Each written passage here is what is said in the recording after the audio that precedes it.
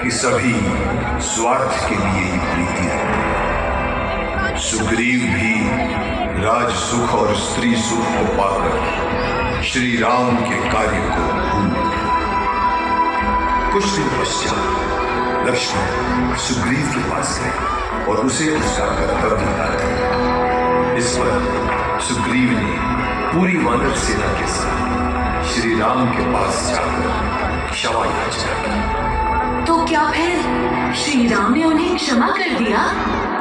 यही तो श्री राम की विशेषता थी कि यदि शत्रु ने उनकी शरण में आकर क्षमा मांग ली तो उन्होंने तुरंत क्षमा कर दिया।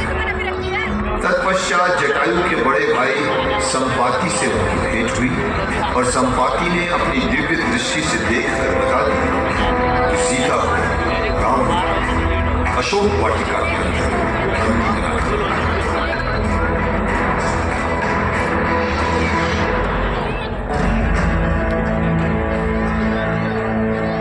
हम सब में बल बुद्धि में पवन पुत्र हनुमान के समान कोई भी नहीं है। हे हनुमान, जगत में कौन सा ऐसा कठिन काम है जो तुम ना कर सको? श्री राम जी के कर्म के लिए ही तो तुम यहाँ हो।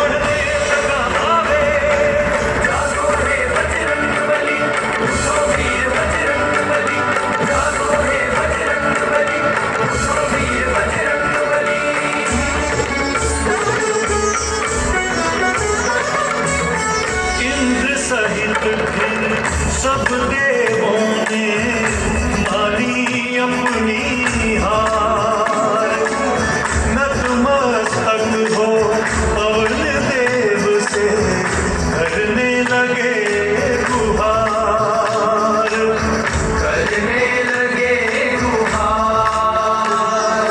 पवन देव ने पवन वेग से कुछ हटा दिया अपना, मूर्छा से जादू थे हो टूटा जो कोई सपना।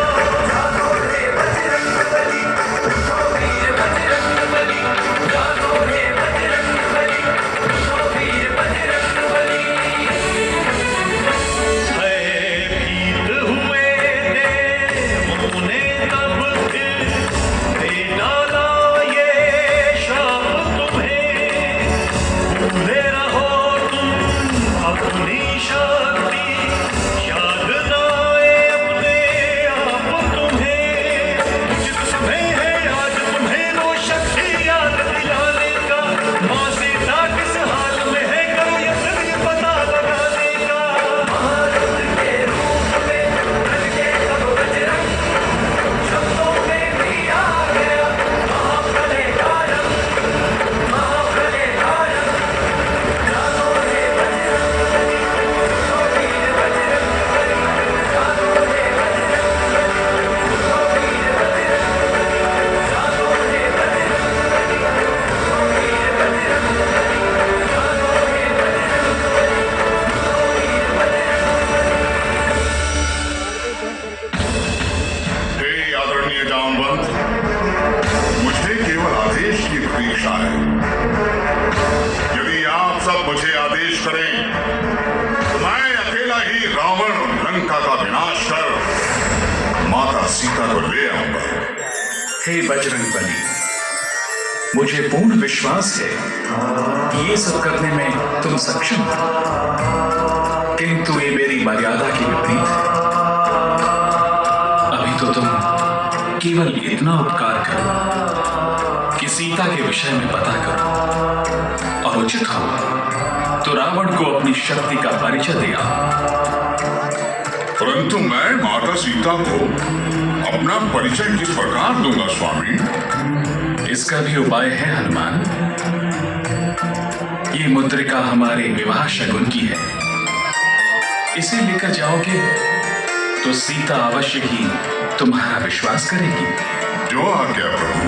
सियापति रामचंद्र की, सियापति रामचंद्र की, सियापति रामचंद्र की। सच्चे शंकर अवतारी थे, सच्चे श्री राम दुलारे थे, फिर भला इन्हें किसका डर था, जगदम्बा के प्यारे थे, ये जगदम्बा के प्यारे थे। पवन पुत्र थे, पवन वेग से श्रीलंका में जा पहुँचे, बैठी थी सीता माता जहाँ उस अशोक वृक्ष पर आ पहुँचे।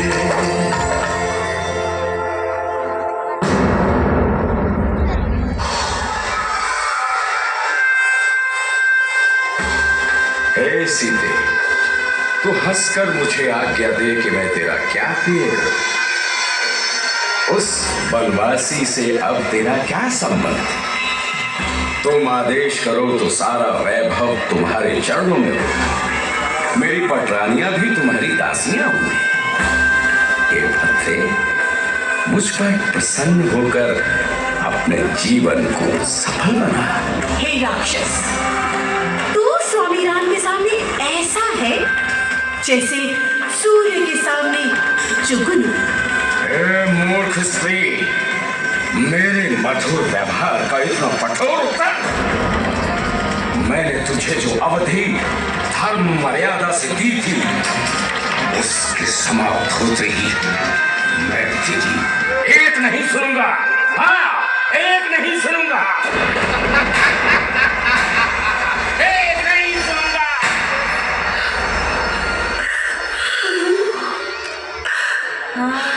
मेरे भाग्य में कैसी विडंबना है विधाता। न तो मृत्यु ही आती है, नहीं श्री राम ही सुध ले रहे हैं।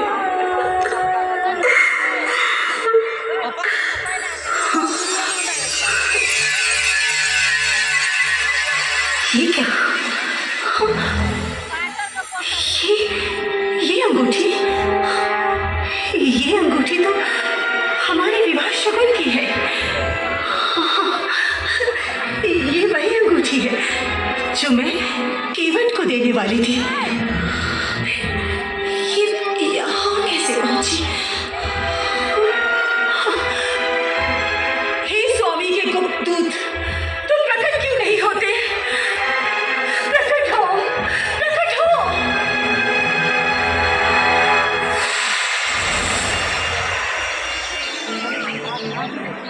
आप भयभीत न हो माते, मैं श्री राम का सेवक हूँ। मेरा नाम हनुमान है। आपको विश्वास दिलाने हेतु ही श्री राम जी ने मुझे ये मुद्रिका देकर भेजा है। हे पुत्र, शीघ्र बताओ, नाथ कैसे हैं और सौमित्र कैसे हैं? कहो, उन्हें मेरी याद आती है कि नहीं? माते, वे आठों पहर आपको पाने के लिए ही यत्न करते रहते हैं। वे उदास रहते हैं माते। हे पुत्र, मुझे विश्वास है कि जब श्री राम को ये पता चल जाएगा कि मैं यहाँ हूँ, तो फिर संसार की कोई शक्ति उन्हें नहीं रोक सकती। वे राक्षसों का नाश कर मुझे अवश्य ले जाएंगे। हे माते, आप कहें तो मैं इसी क्षण आपको इस प्रकार ले जा सकता हूँ जैसे वायु यज्ञ की सुगंध को ले जाती है, परंतु इस कार्य हेतु मुझे श्री राम की आज्ञा प्राप्त नहीं है माते। हे पुत्र, अब तो दो बातें युक्ति संगत लगती हैं। एक तो ये कि रावण का छोटा भाई विभीषण राम भक्त है और वो रावण का विरोधी भी है। उससे तो मैत्री कर लो। और दूसरा ये कि अति शीघ्र जाकर सेना सहित श्री राम और सौमित्र को यहाँ लिया। जैसी आपकी आज्ञा माते।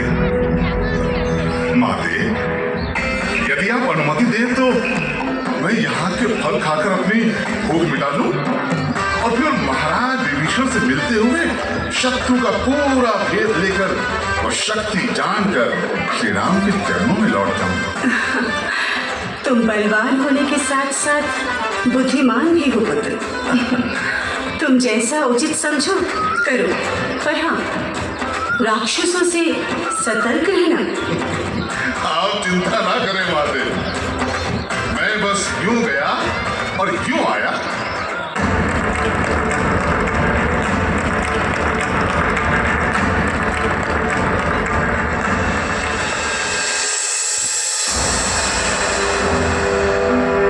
माता सीता से आज्ञा पाकर हनुमान रावण की सुंदर अशोक वाटिका में पहुंच गए और वहां के मीठे फल खाते खाते पूरी अशोक वाटिका को तहस नहस कर दिया।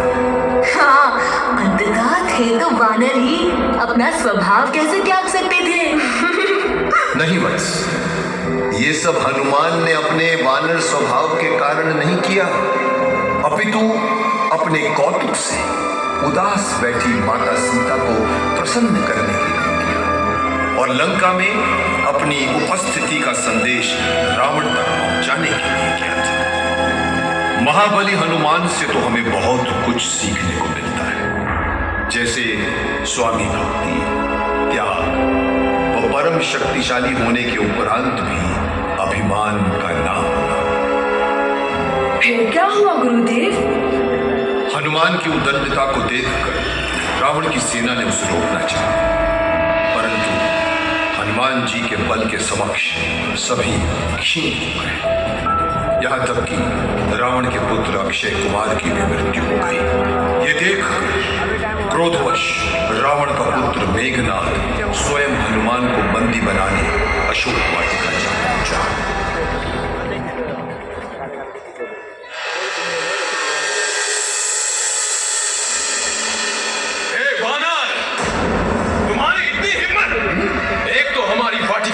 मचा दिया और ऊपर से मेरे भ्राता अक्षय कुमार को मार गिरा।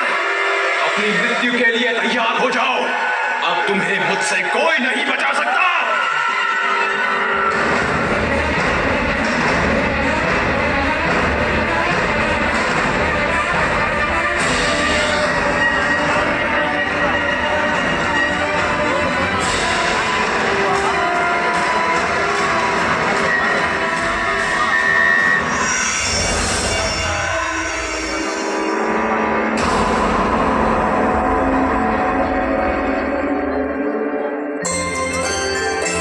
सम्मान ध्यान कर ब्रह्मा का फिर स्वयं बधे हनुमान।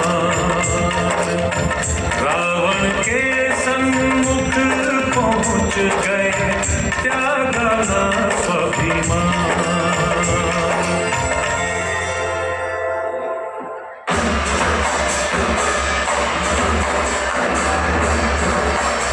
विश्व विजयी महाराजा धीराज, लंकापति रावण की जय हो। वेदनाथ उत्पाती वानर को बांध कर ला रहे हैं। लीजिए पिताश्री, ये दुष्ट वानर आपके समक्ष प्रस्तुत है।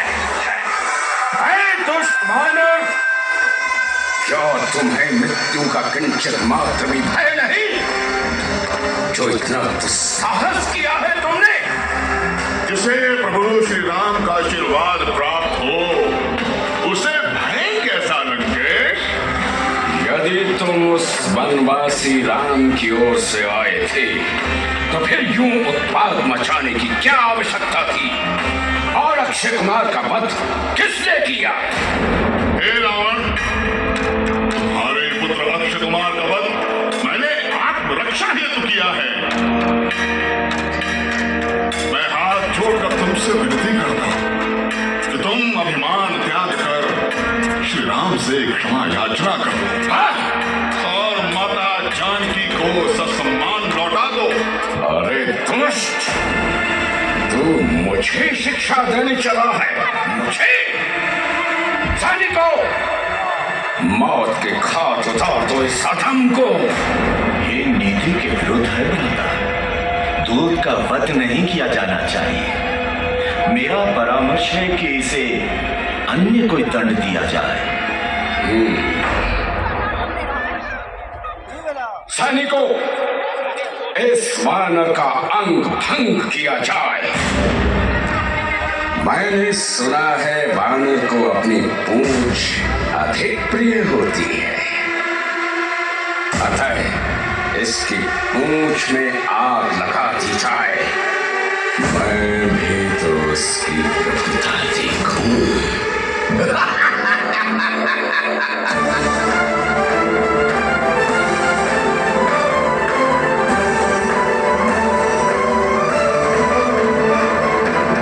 क्या सुन लंकेश की बोले वीर हनुमान, यही पूछ तुझ दुष्ट का हर लेगी अभिमान। फिर पूछ में आग लगाने को सब राक्षस हुए तैयार, घी तेल और वस्त्रों आदि का लगा दिया अंबार। जो ही पूछ में आग लगी हनुमान हुए प्रचंड, बोले अपनी भूल का तुमको दंड। ईश्वर की माया अद्भुत है, होनी का खेल निराला है। भगवान राम ही जब रूठे तब कौन बचाने वाला है। जय श्री राम, जय जय राम, मेरे राम, जय श्री राम।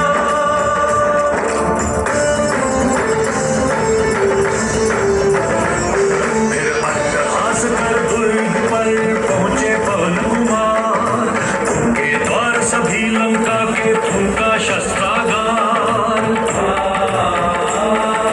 तीव्र गति से होने लगा ज्वाला का विस्तार, धू धू कर जलने लगा असुरों का घर द्वार। लंका नगरी को दहन किया, अभिमान तोड़ दिया रावण का। सोने की लंका भस्म हुई, घर केवल बचा विभीषण का। फिर पूछ की ज्वाला शांत कर ले छोटा आधार, पहुंचे माता के निकट तब श्री पवन कुमार, तब श्री पवन कुमार।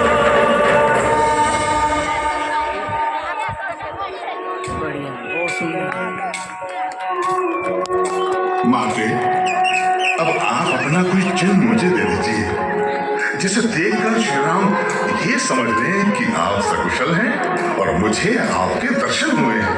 हाँ, हे वीर, ये चूड़ामणि ले जाओ। इसे देखकर उन्हें मेरी याद आएगी।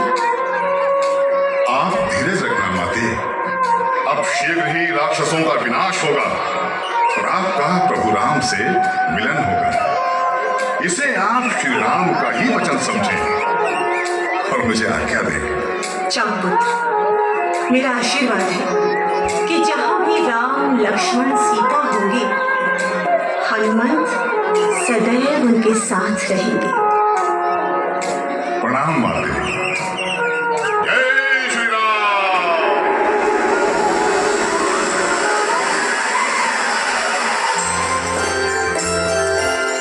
शीस नवाकर माता को पदरज लेकर मात, अवधनाथ का ध्यान धर चले प्रसन्न कपिनाथ।